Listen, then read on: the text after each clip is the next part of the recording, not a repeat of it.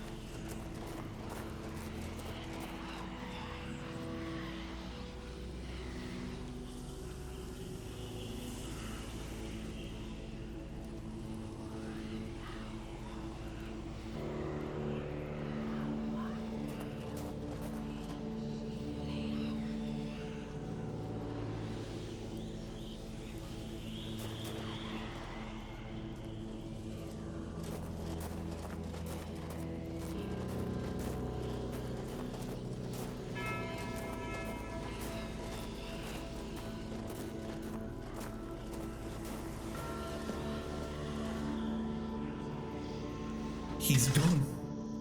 Young Prince Renard. Oh, by the gods, lost for good this time. The midwife will wring my neck with her bare hands. I can't. No, I won't go back to her like this. And the Queen, she'll do worse. Much worse. Have you ever seen her angry? Hopefully not. Oh, yes, of course. Straight into the void. He stood there for a long while, just staring into the well, and then he was gone. He just stepped in like it was the most natural thing in the world. Are you mad? Who would do it? Jump into that? You're not being sick. Oh, surely you don't mean to. Oh, may the gods watch her. Oh, no, but I wish to remember.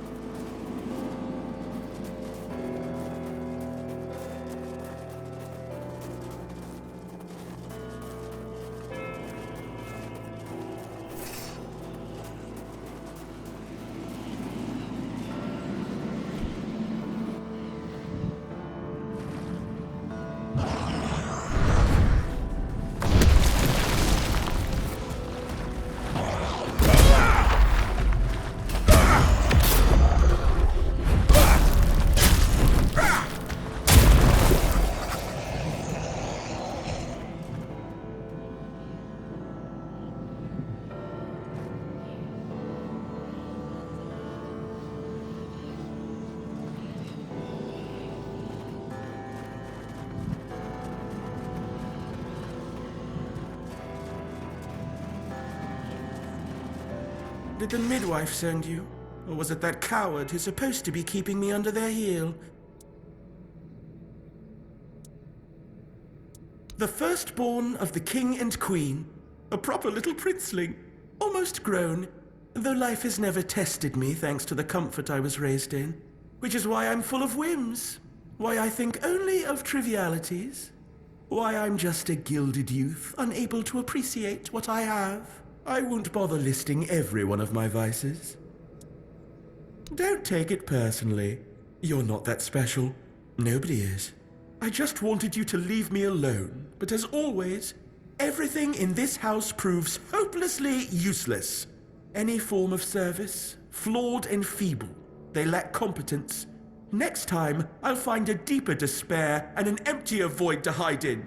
Mother won't be pleased with how miserably the court servants perform their duties. She never handled disobedience well. Well then, we can skip pedagogical lectures, as I know you'll force me to return at the end. And later, I'll try to run away again.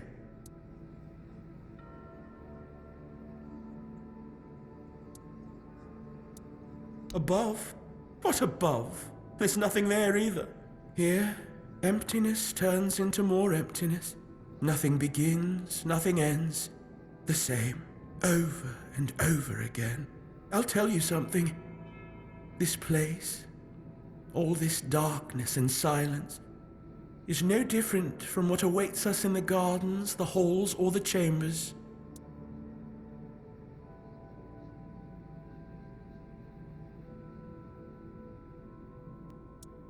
Of all my mother's obsessions, control is her greatest. Everything must bend to her will. That's why I take so much pleasure in defying her. Poor father, letting her trample him like that. It seems a crown on a man's head weighs him down and dulls his mind. The charms of power.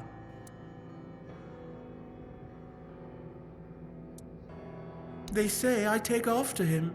Look closely, and you'll see all you need to know. How pitiful I must be then. Spare yourself the trouble. You don't have to drag me by the hand. I know the way back. The Queen's little lapdog. Phew.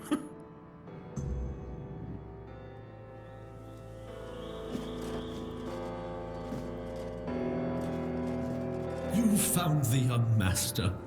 Joy, such great joy. I owe you a debt or two. We simple folk, we must stick together. Here, take this. I hope it serves you well.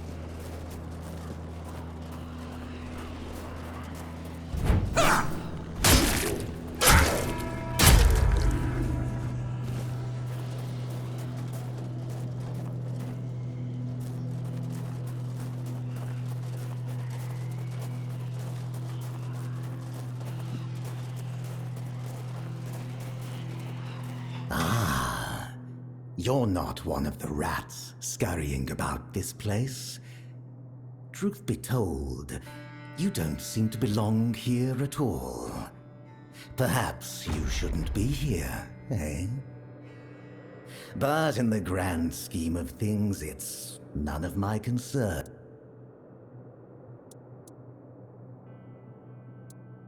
A king is a king. He bears the flaws inherent to any ruler, as if the crown itself bestows similar faults upon each bearer. But there's little to say about Sagramore.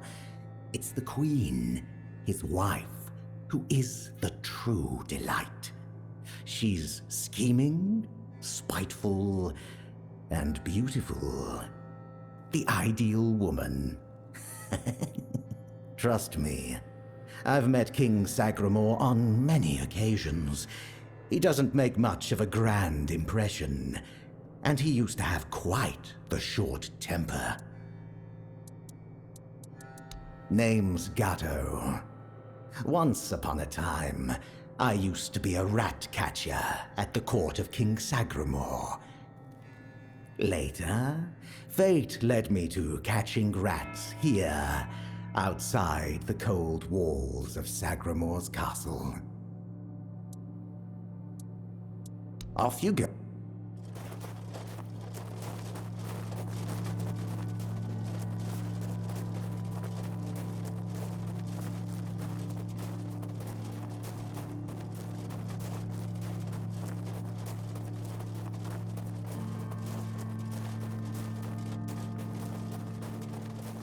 Something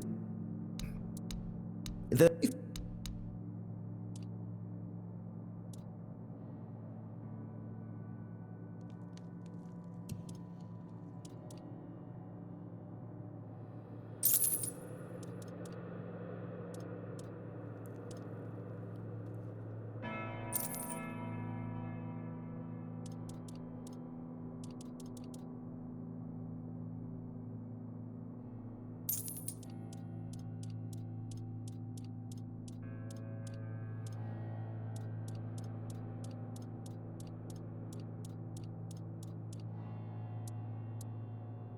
come.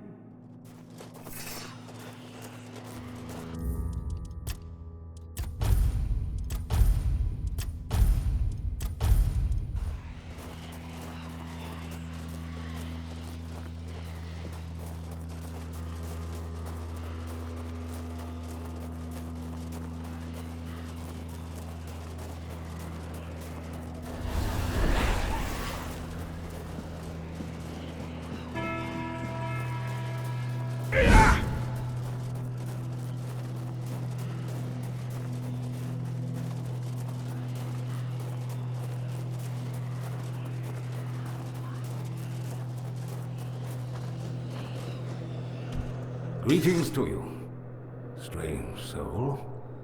You carry a light that doesn't belong to the Sagramore's realm. You're not from here, are you? I fear, then, that you won't be able to grant me absolution, at least not yet.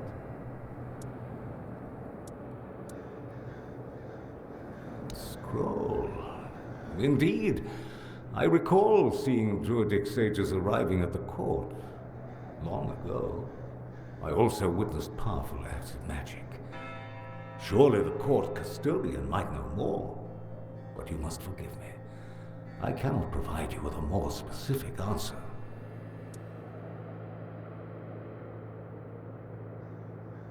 Only a pure soul can bear the sins of another. My soul was once like that. I thought it would be enough to I don't know what I thought. I've been here for so long.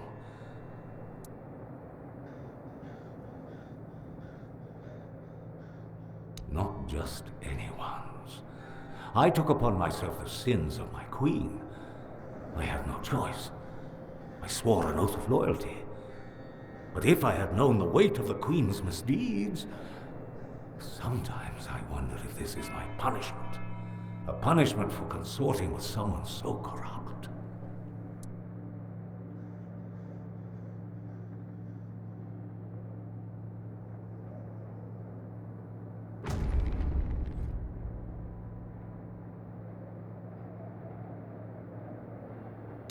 I don't know. I sought meaning in the All-Mother, pondered the truths of the Red Priests. I searched for a merciful God, but all was silent. Then I came here, for Sagramor, soon to be king, was about to ascend to the pantheon of demigods, and beside him stood the Queen, as radiant as dawn, gentle as the light of spring. I swore to serve them until the end of time, yet she desired a true kingdom, regardless of the means. Next, there was the descent into the depths where we now find ourselves. This came to pass at the Queen's behest. How twisted and corrupted must one's soul be to desire something so dreadful, to rule alone over the world of shadows. I was stupid.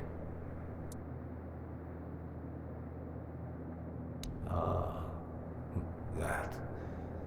It may be my only solace in this vale of tears. The fungus helps me keep my senses, attuning me to the rhythm of this forsaken kingdom, making me somehow understand. I feel the footsteps of the souls wandering about. I feel their ever unfulfilled needs and desires. The fungus conveys this to me quite clearly. Yes, and in a way, I accept the workings of this wretched place. I feel as though I am a part of it. It gives me some sense of belonging. And perhaps there is another future for this realm. Perhaps if we are all connected here, forming one single organism, it might lighten our burden. Who knows? Apparently, this is what the world looks like without gods. Everything that was meant to be born here was supposed to fulfill a beautiful mission. Instead, it became an endless wandering in the abyss. Sagramor took a wife, a woman whose power no one was aware of, much like her true intentions. And here it is, the kingdom deep in the abyss, with its abysmal king and queen. May goodness and light guide you.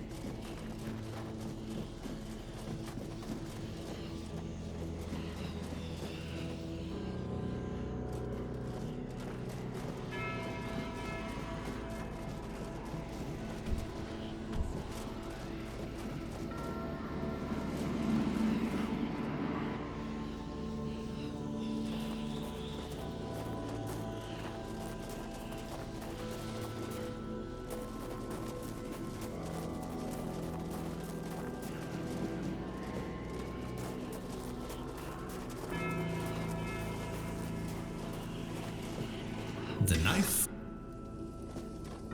Good that the young master is back where he belongs.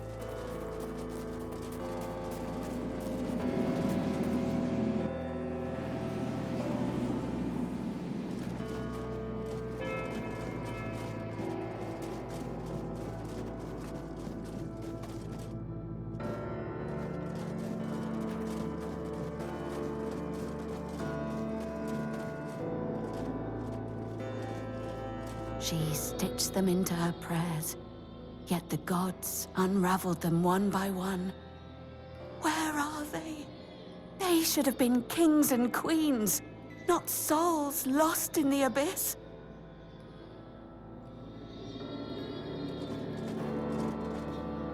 Go away.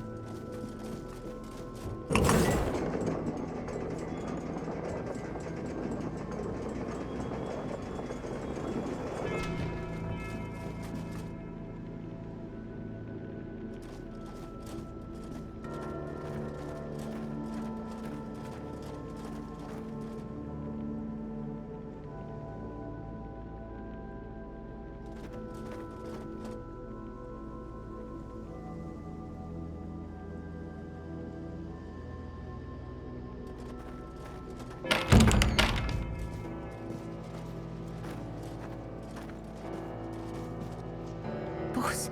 No, not Bors. Bors in the letters. The letters to Bors, to beloved. These, all of them, are right.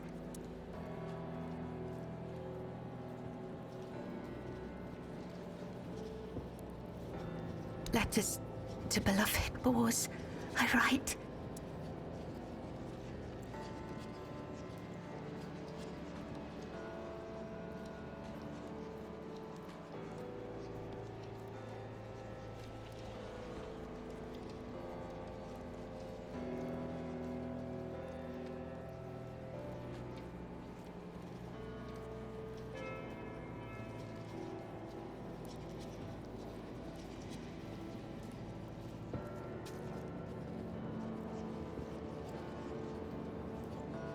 I write only letters to boars, to beloved.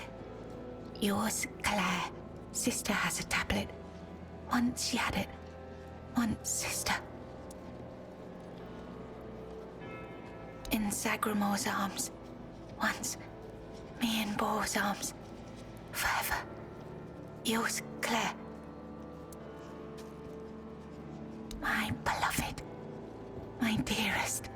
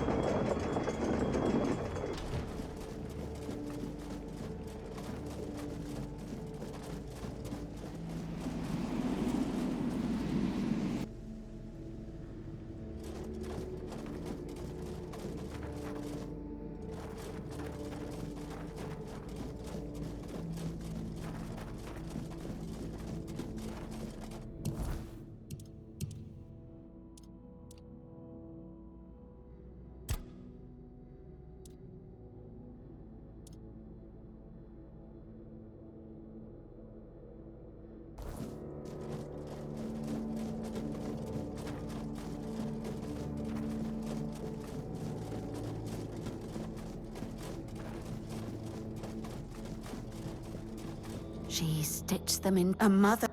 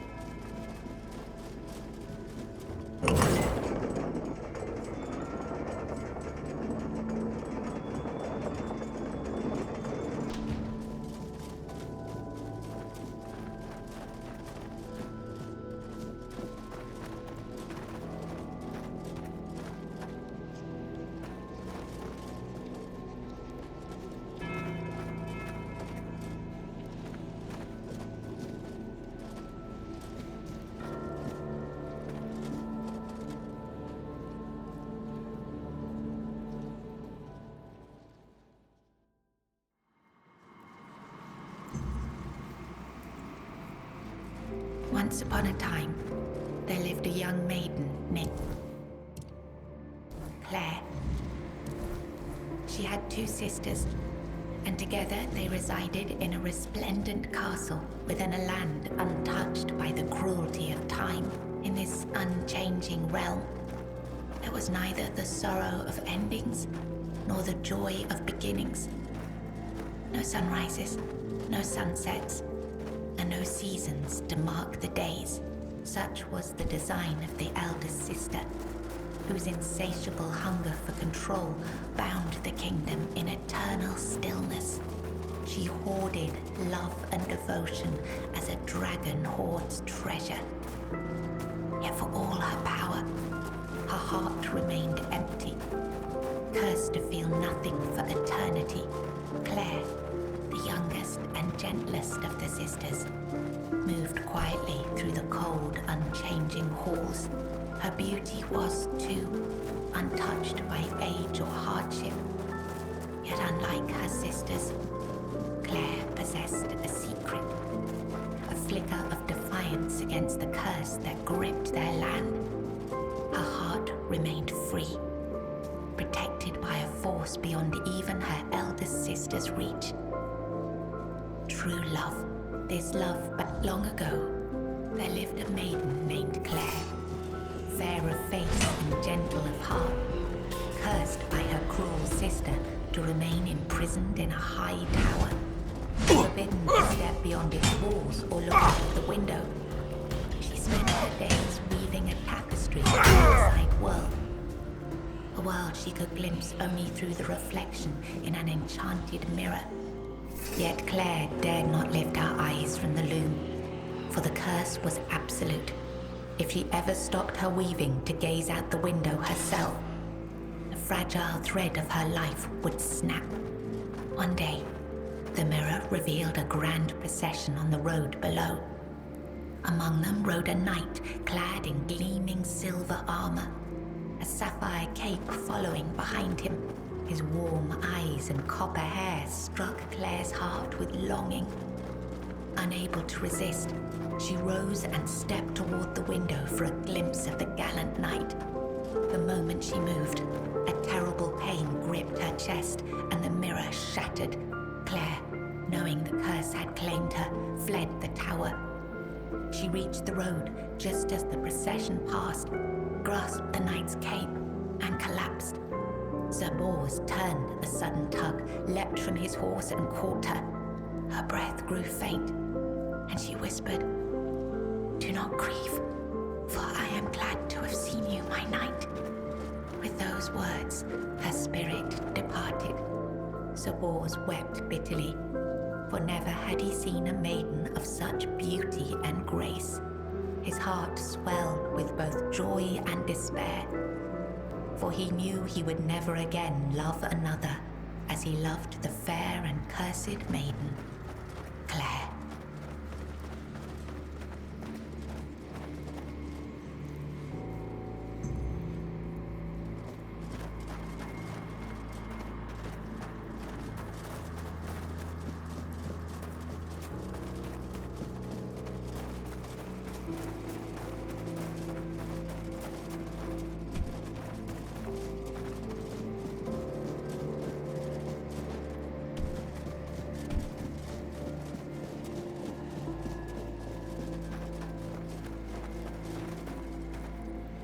It was the height of summer when young Bors first laid eyes on the maiden of his heart, working in the fields, his skin bronzed by the sun.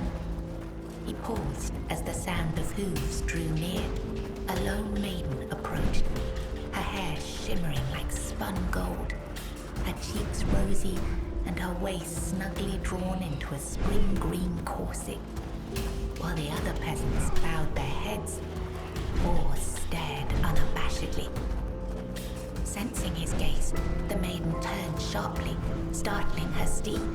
The horse reared, and she tumbled from the saddle, straight into Bors's waiting arms. Their eyes met. And in that instant, the maiden felt herself lost. A warmth bloomed upon her cheeks. But a deep foreboding stirred in her stomach.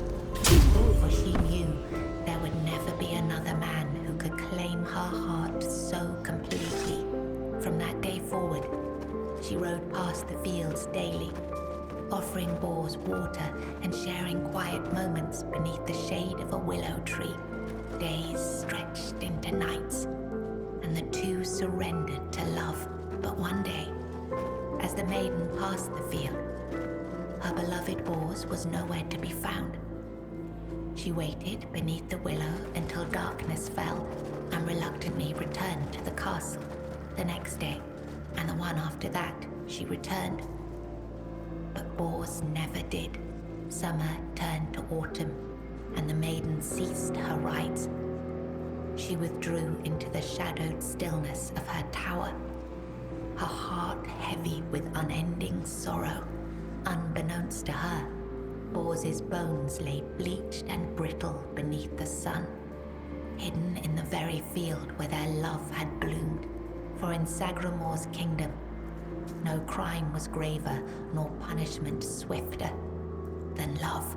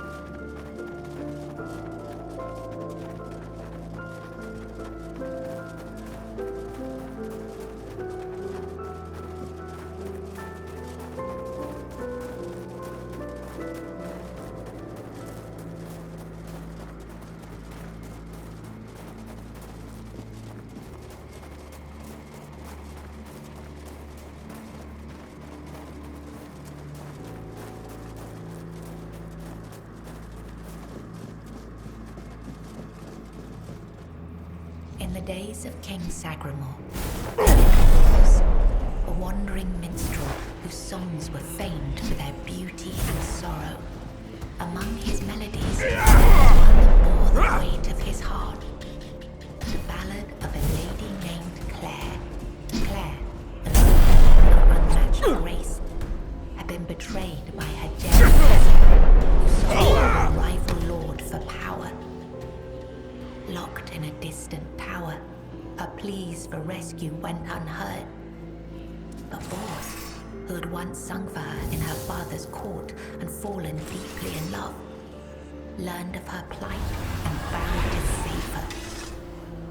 He journeyed to the castle where she was held and sang beneath its mist-shrouded walls each night, hoping she might hear him. At last, a faint voice joined his song. Claire, her spirit unbroken despite her captivity. Determined, Bors devised a daring plan. Each evening he sang in the castle hall, lulling the court into an enchanted trance. When the moment was right, he slipped away to free Claire. Together they fled through shadowed halls, hearts pounding with hope.